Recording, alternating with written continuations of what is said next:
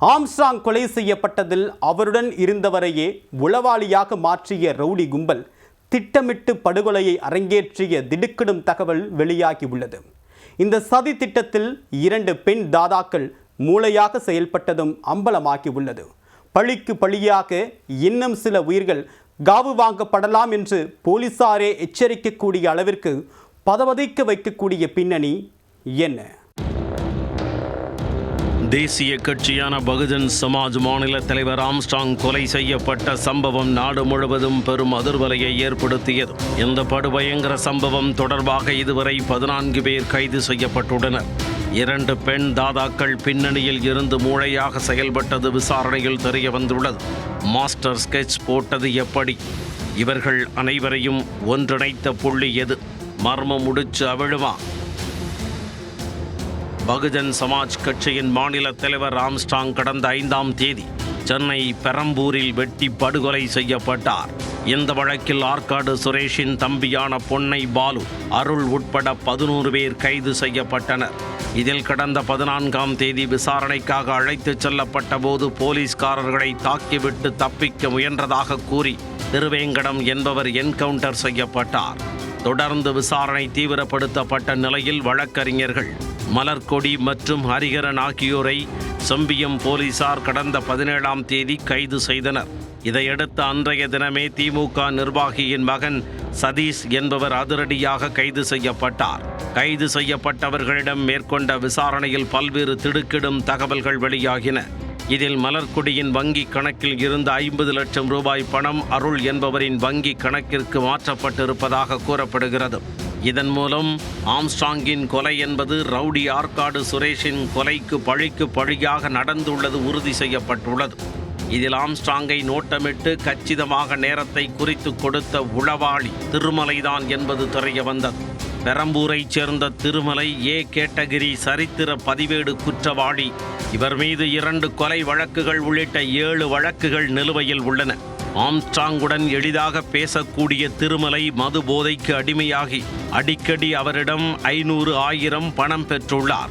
இதை நோட்டமிட்ட பொன்னை பாலு திருமலைக்கு வலை விரித்து எளிதாக தன் பக்கம் இழுத்துள்ளார். திருமலையை உளவாளியாக பயன்படுத்தி ஆம்ஸ்ட்ராங்கை 1 மாதத்திற்கு மேல் நோட்டமிட்டது விசாரணையில் தெரிய வந்துள்ளது. இவர் மூலம்தான் ஆம்ஸ்ட்ராங் அசைவுகள் கண்காணிக்கப்பட்டு படுகொலை அரங்கேற்றப்பட்டுள்ளது.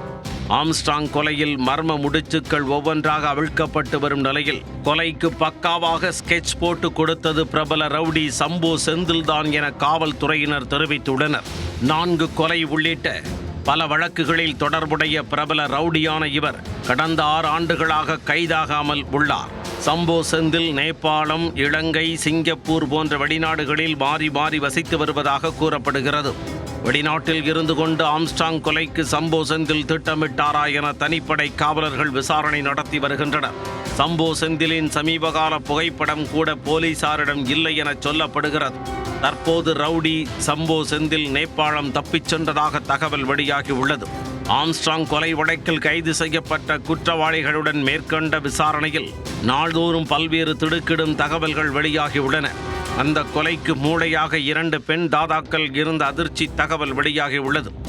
ஆம்ஸ்ட்ராங் உயிர் உடனே பிரிய கழுத்து, பின் தலைக்கு குறி, எதிர்த்தாக்குதல் செய்யாமல் இருக்க வலது கைக்கு ஒரு குறி, தப்பி ஓடாமல் இருக்க கணுக்காலுக்கு ஒரு குறி, யாரும் அருகில் வராமல் இருக்க பாதுகாப்பிற்கு 2 என பக்காவாக திட்டமிட்டு நடத்தப்பட்ட கொலை சம்பவத்தின் பின்னணியில் 2 பெண்கள் இருக்கிறார்கள் என்றால் நம்ப முடிகிறதா? அவர்கள்தான் பெண் தாதாக்கள் அஞ்சலை மற்றும் மலர்கொடி. கடந்த 17ஆம் தேதி கைது செய்யப்பட்ட மலர்கொடி நாட்டு வெடிகுண்டு தயாரித்து கொடுத்தது போலீசார் விசாரணையில் தெரிய வந்துள்ளது. ஆம்ஸ்ட்ராங்கை வெட்டி கொலை செய்யப்படும் சதித்திட்டம் முறியடிக்கப்பட்டால் குண்டு வீசி தாக்குவதற்கு மாற்று ஏற்பாடு செய்தது அம்பலமாகி உள்ளது. இதற்கு மலர்கொடி உடந்தையாக இருந்துள்ளார். பெயருக்குத்தான் இவர் வழக்கறிஞர், ஆனால் முக்கிய தொழில் நாட்டு வெடிகுண்டு தயாரிப்பதே. அதிமுக திருவல்லிக்கேணி மேற்கு பகுதி இணை செயலாளராக இருந்த மலர்கொடி சிறுவர்கள் மூலம் குற்றச் சம்பவங்களில் ஈடுபடுவது மற்றும் கட்ட பஞ்சாயத்து செய்வது என லேடி தாதாவாக உலா வந்துள்ளார். கடந்த 2001ஆம் ஆண்டு சென்னையில் கொலை செய்யப்பட்ட பிரபல ரவுடி தோட்டம் சேகரின் மனைவிதான் இந்த மலர்கொடி. கணவன் கொலைக்கு பழி தீர்க்கும் வகையில் 20 ஆண்டுகள் கழித்து கடந்த 2021ஆம் ஆண்டு மலர்கொடி தனது மகன் மூலமே குற்றவாளியான மயிலை சிவக்குமாரை கொடூரமாக வெட்டி கொலை செய்ய வைத்தார். இந்த மலர்கொடிதான் தற்பொழுது ஆம்ஸ்ட்ராங் கொலையாளிகளுக்கு வெடிகுண்டு கொடுத்து அனுப்பியுள்ளார். மற்றொரு பெண் தாதா புளியந்தோப்பைச் சேர்ந்த கஞ்சா அஞ்சலை.